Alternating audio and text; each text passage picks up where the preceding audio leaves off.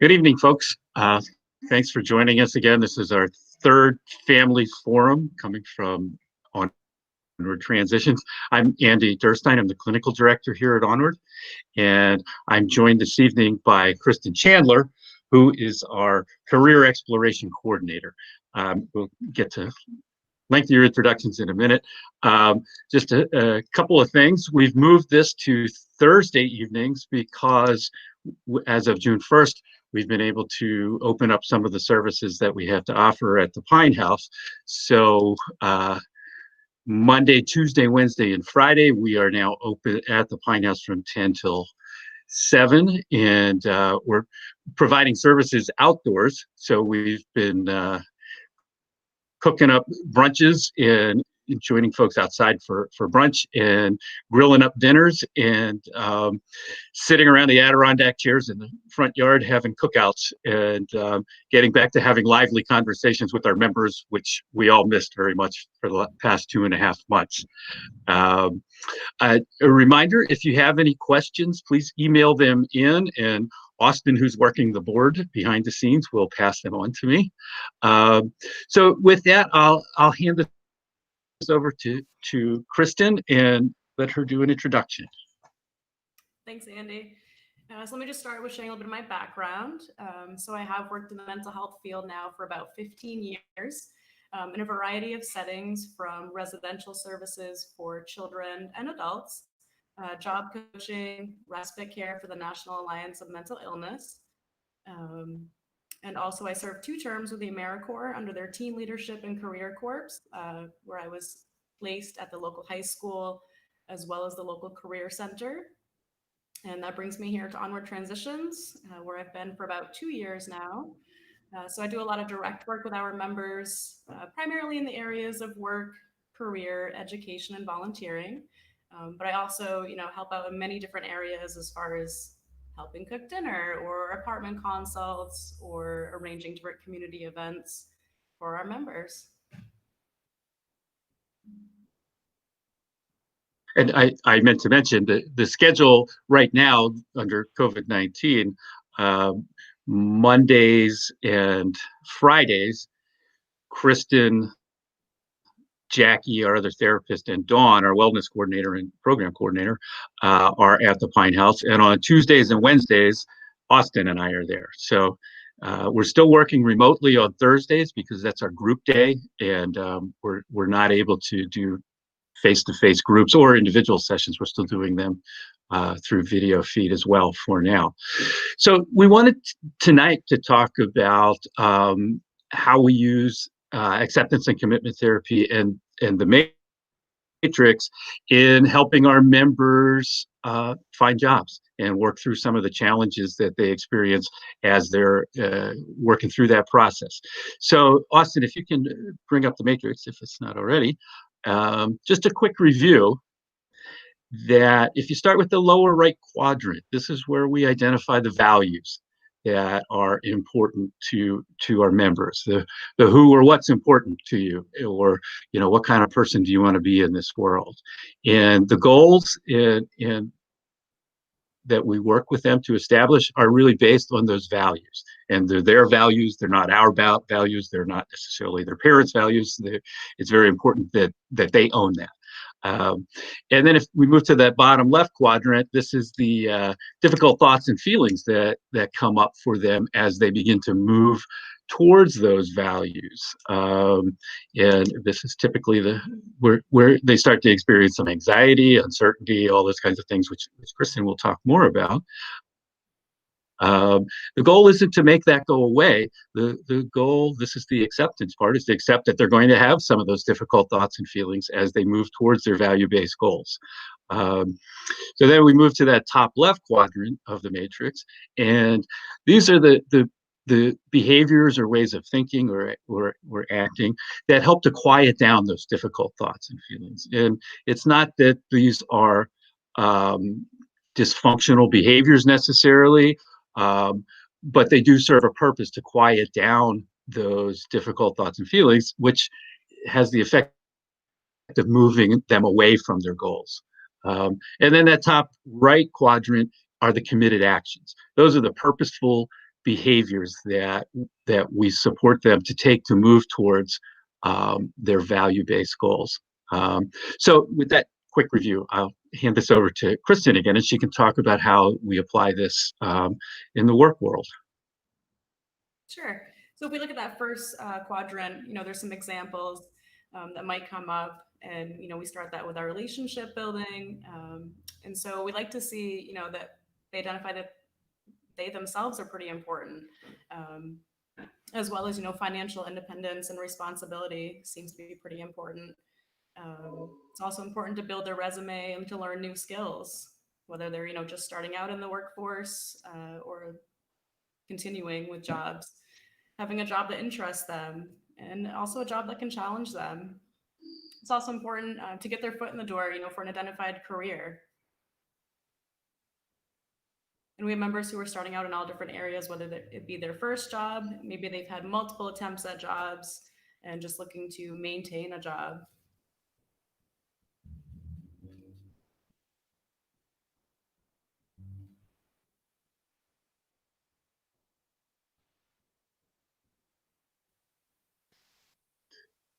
And I guess, just to clarify, not all of our members are actively seeking employment. Some of our members are engaged in full-time academics, or they're doing volunteer work. But for those who are not attending school or are attending school part-time, that's one of our expectations, or strong suggestions perhaps, is that they really start to feel some sense of mastery in the world of work. And it's not necessarily this is for many of them their first job. It's not going to be their career path necessarily, but they're going to acquire a lot of skills in working at the local grocery store, working at the home goods center, that are transferable skills that will help them on a career path.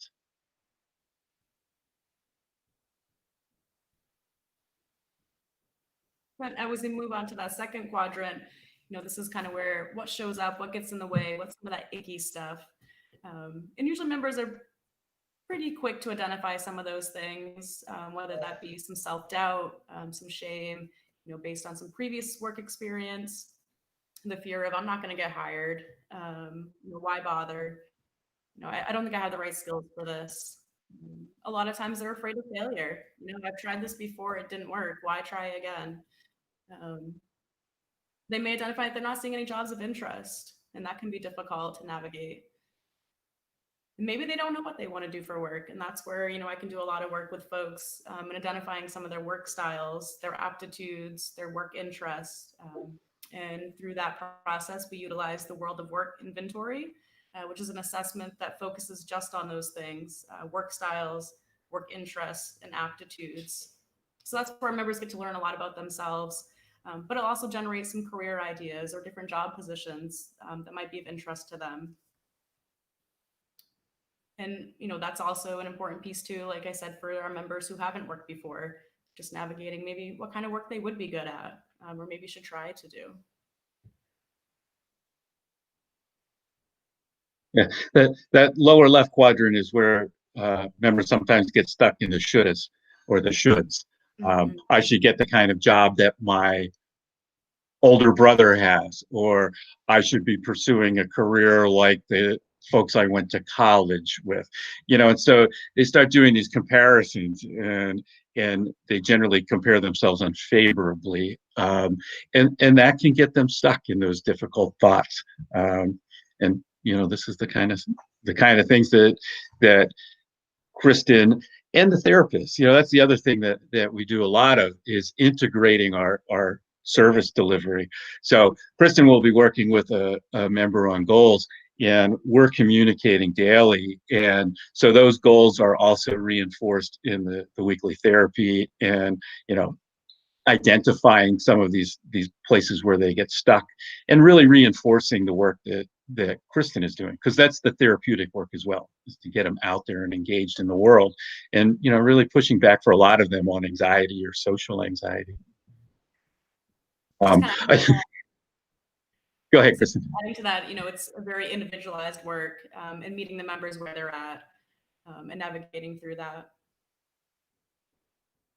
Yeah, what I wanted to mention, I forgot to mention this last week, as we were talking about the matrix and the hexaflex, that the goal of acceptance and commitment therapy is to increase psychological flexibility and to encourage, allow members to start thinking about these experiences a little differently, to kind of rewrite their own narrative, in terms of what I am capable of, what my interests are, but also to be more flexible. Okay, this isn't the exact job that I want, and it could still be a good experience for me. So we try and encourage a lot of that flexible thinking and moving away from that rigidity that we often see associated with anxiety.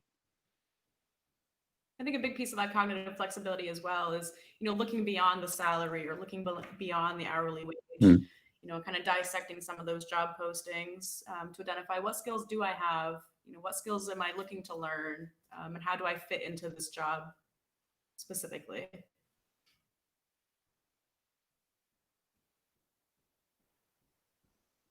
Kristen, we sometimes work with members who have some initially unrealistic goals related to work and career. Is that part of, would you think, the lower left quadrant there, some of the difficult thoughts and feelings that I deserve to have a better job than this, that kind of thing? Absolutely. Mm-hmm. And just working with them to, understand that may be the goal, a long-term goal, but let's start kind of small with a short-term goal, chunk out that process, and start small. Yeah.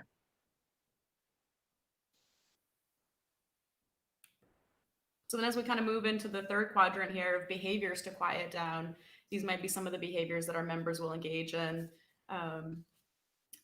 such as submitting an incomplete application. So a job posting is asking for A, and I've submitted A and B, but I don't really need to submit C. And so I do a lot of work with folks, just like, let's go through your application. Let's check this off. Have you done this? Yes. Okay, let's move on to the next thing. Have you, submitted this piece? Procrastination, waiting to the final second to get in that application when applications are due by a certain date, or waiting too long to respond to a potential employer. Avoidance, just avoiding maybe responding to emails or, picking up the phone call to schedule that interview. Anxiety a lot of times gets in the way. And so, they're at a point where they can't even make it to that interview. And so working through that anxiety, how do we get to the interview? How might that look like? And we do that through some mock interviewing as well. Or time management is a big piece. As well as, sometimes our members will prioritize unrelated tasks. So they find that they're spending more time on, unrelated tasks versus the job search.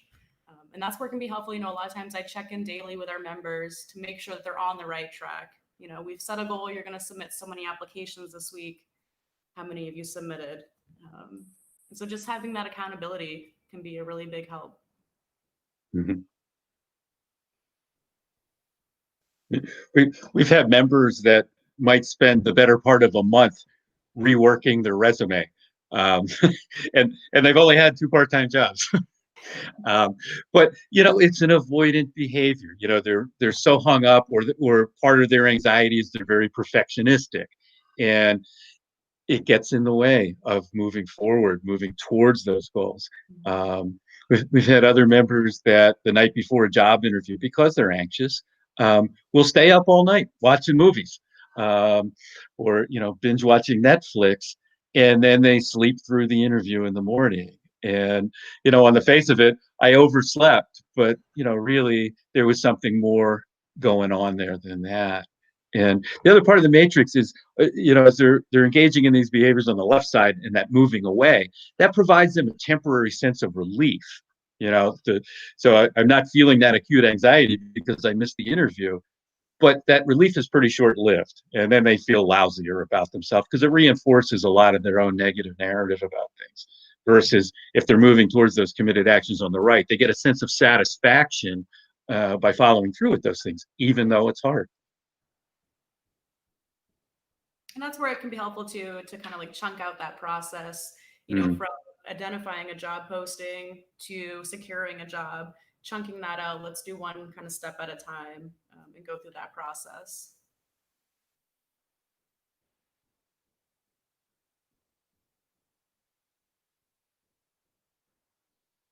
So as we move into that fourth quadrant there, so the behaviors that move them towards their goals, that's where a lot of my work comes in, and I'll speak to some of those pieces.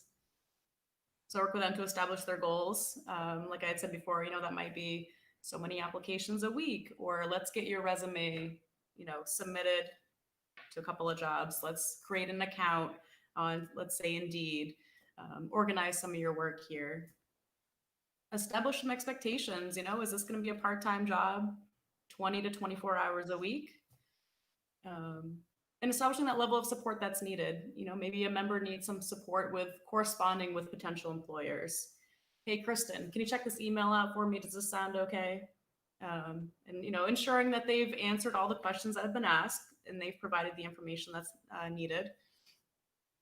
Learning how to search for jobs. Dissecting those job postings. Like I said, do I have the skills? Is this moving me towards my goal? Time management being a piece. If you struggle with morning, probably not going to look for a 7 a.m. start shift for you. Let's look for something later in the afternoon, maybe. Supporting them with understanding their skills and interest. Again, that's where the world of work inventory comes into play. Our members learn a lot about themselves, whether that be, I really need a job that's kind of repetitive work and very clear guidelines, policies, and procedures. So we may look at a position that meets some of those criteria.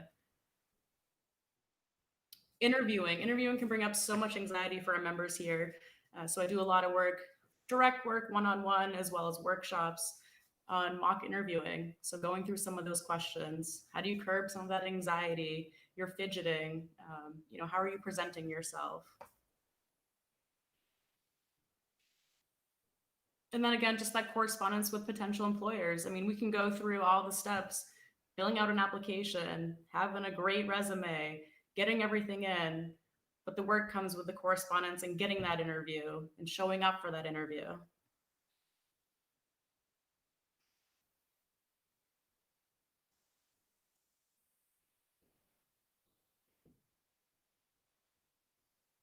And Great. all the while that you're doing that, Kristen, you're bringing that back into focus, that this work is consistent with your values. We're not imposing this on you because we say you have to work. We're helping you with that process because you've identified that this is one of your values: self-reliance, independence, autonomy, those sorts of things. So we're continually bringing it back to that. And a great resource, I've taken members either one-on-one or small groups to job fairs, which is a perfect place to just practice some of those skills without that expectation that this is a job interview. It's very casual. Let's just chat with the employer. Let's see kind of what their positions look like. Share a little bit about yourself. Share that elevator pitch that we talk about. As well as we have a really good network community right here at Onward Transitions. I hear it all the time. Our members say, hey, so-and-so, I saw this job posting. I thought of you. Check it out. It's on Indeed. Or, hey, so-and-so, how's your work at the hardware store going? And just the importance of that networking. The more people that know you're looking for work, it's the more people looking out for potential jobs for you. And that can certainly be, a big process if you're looking for jobs. And so each week I'll put out, 10 to 15 job postings that I've compiled together from different search engines, just to make that process a little bit easier, curb some of that anxiety throughout that process.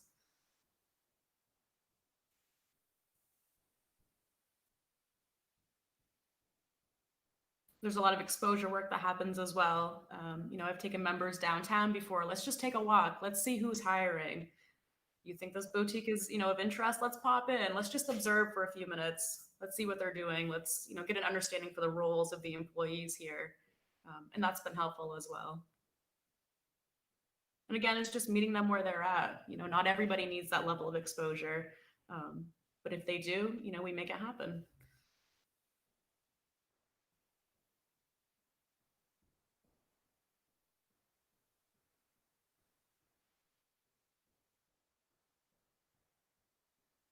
So, Kristen, can you talk a little bit about, okay, so we've helped them through that process of applying and interviewing, and they've actually gotten a job.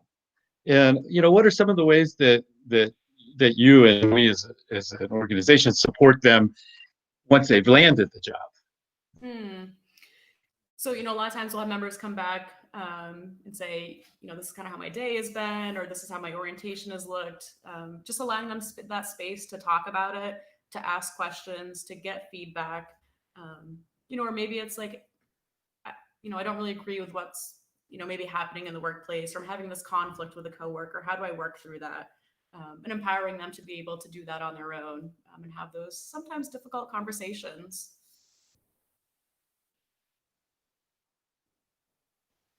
Maybe it's working on time management, a member sharing that they've been tardy, a couple of times at work. So how do we change up your schedule or your routine before you go to work to get you there earlier?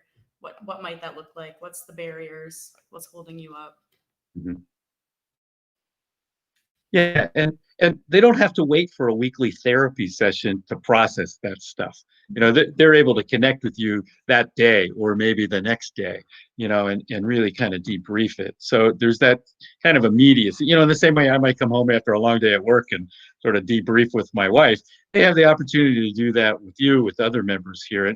And I think that helps them keep perspective and not get stuck in their head about it, which is another thing that happens for many of our members. They get stuck and they ruminate and they make it way worse in their heads than it was. So we're able to offer them perspective. And I don't have any communication with employers. So I do try to arrange for work site visits. For an example, a member working at a cafe. I may go into the cafe, order a coffee, sit and just kind of observe them at work. Nobody there knows that I know them unless they say hello first. That just kind of gives me an idea of what they do for work, how they interact with the team that they're working with. What does their day-to-day job duties look like? And then we debrief about that after.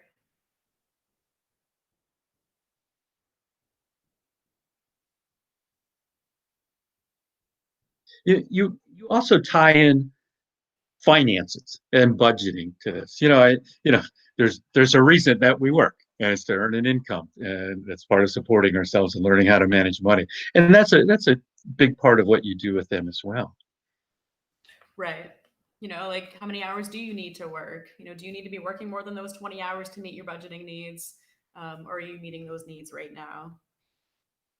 And also just the logistics that go into a job.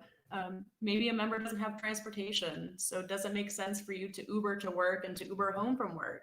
You take Hmm. out the cost of that Uber, and really how much money are you making now?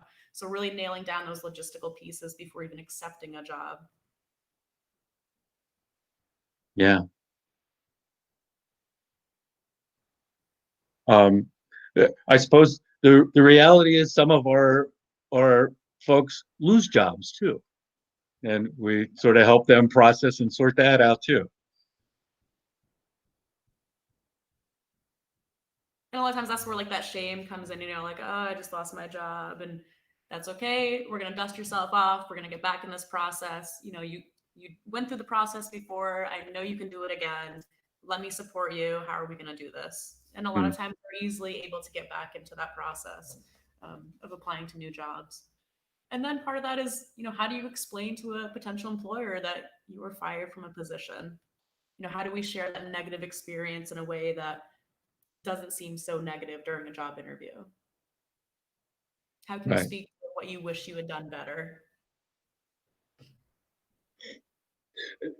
We don't necessarily celebrate losing a job, but we really frame it as this is a wonderful learning experience, and learning to pick yourself up, keep perspective on it, learn from the experience is an example of psychological flexibility, and it increases resiliency.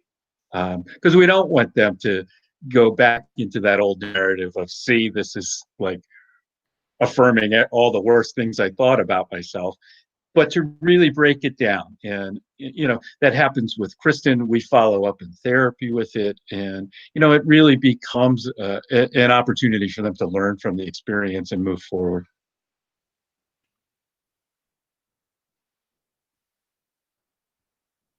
And again, identifying just what maybe those barriers were, to not being able to maintain that job. How do we problem solve? How do we ensure that that's not going to happen again, or happen again on a consistent basis? Mm. Yeah, sometimes we're helping them tease out, how much of this was me, how much of this was them. We have some folks that externalize everything. It was everybody else's fault. Well, let's take a look at what part you may have played in that. But on the other hand, probably more often, we have members that are so hard on themselves and self-critical that they're not seeing that there were other variables that contributed as well, and we help them with that. Mm-hmm.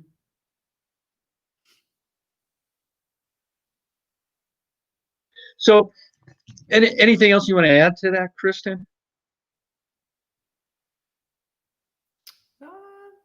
I don't believe so. I think really just emphasizing that it is very much individualized, meeting a member where they're at, whether that be based on some of their previous work experiences, or just establishing work experience. Mm-hmm. Okay. So the last piece I just wanted to talk a little bit about was, as parents, how can you help with this process? Because your adult children aren't living in vacuums here, and I think in large part it has to do with communication, and really being clear with your adult children what your expectations are. And not that they have to again work full time, but there may be an expectation that we want you to be working, we want you to be saving money. Maybe by the second quarter we want you to start paying a share of your rent, so that there's some very real life reasons for keeping that job and budgeting money, and all of that work gets done in conjunction with the member's therapist. Those become treatment goals, and in our family calls and conversations we start talking about, okay, let's look at maybe taking over $100 a month of rent, and so that's how you can help, is be clear about that. Don't walk on eggshells with these guys. Have conversations about how they're doing. I think understanding our process and use of the matrix, and being able to ask them, okay, so what do you find that's getting in the way this week of looking for a job? Not why didn't you look for a job this week, but what are some of the difficult thoughts and feelings that are coming up that are getting in the way, so that we're all using that language in a way that's non-judgmental and is helping them move forward. So I think that can be helpful to our members. They may not experience it that way initially, but I think that's important. And for the members, I think it's just important that they are able to recognize that there's a lot of value to employment aside from just that financial piece. It's an opportunity to build on some of those soft skills, your communication, your conflict resolution, teamwork, but also this is your opportunity to meet other people as well. You may find that you enjoy some of your coworkers, and so you build some of those relationships. Mm. Yeah, and it becomes part of their more positive self-identity too. If they can start to think of themselves as a competent worker, that's a powerful experience. Mm-hmm. Okay, I think we've probably about covered this for this evening. I think we haven't had any questions come in, so we will plan to have our next family forum in 2 weeks. So that would be 3 weeks. Austin's telling me 3 weeks. Okay, we'll let you know. It'll either be 2 weeks or 3 weeks, and we'll have the topic out so you'll know what we're going to be talking about. So thank you all for joining us. Thank you, Kristen, for taking the time to be with us too, and thank you, Austin, for being the man behind the curtain.